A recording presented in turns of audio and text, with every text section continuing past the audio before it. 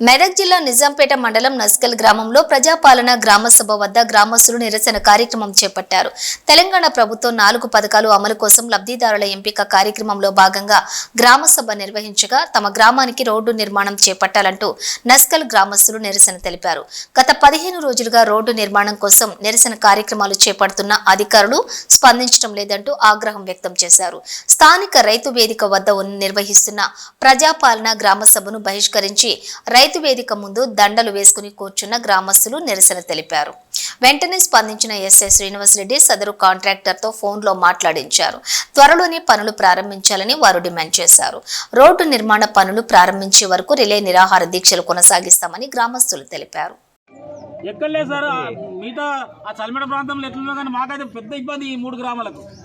90% అంటే 10% మాకు నమ్మకం లేదు సార్. మీరు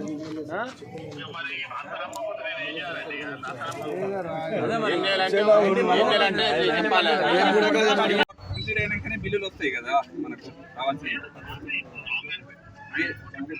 కరెక్ట్. వేరే దగ్గర దాని గురించి ఇక్కడ ఆపడం అయితే కరెక్ట్ కాదని చెప్పేసి వీళ్ళందరూ వాదన. మీరు ఏం లేదు, ఫిబ్రవరి ఫస్ట్ వీక్ స్టార్ట్ చేస్తామంటారు.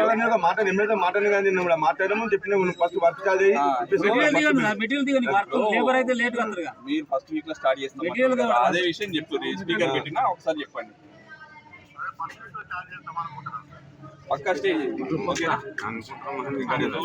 నువ్వు కనకర పోయకుండా అయిపో, మట్టి రోడ్డు మీద కాదు దుమ్ములు పోతుంటే కానీ కనకర పోసి మొత్తం బైకులు స్కిడ్ అయ్యి, వాహనాలు స్కిడ్ అయ్యి, ఆటోలు అయితే ఆ రోడ్ల కింద పోతున్నాయి, వలరల్లో పడుతున్నాయి, కార్లు స్కిడ్ అయ్యి. ఈ పర్సనల్ ఇష్యూ గురించి సార్ ఆ కట్ట మీదకి వెళ్ళి పోదామంటే మొత్తం తుమ్మలు ఉన్నాయి. ఆ తుమ్మ చెరలకి వెళ్ళి పోతలేదు, ఈ రోడ్డు మీద మొత్తం కనకర అయిపోయింది.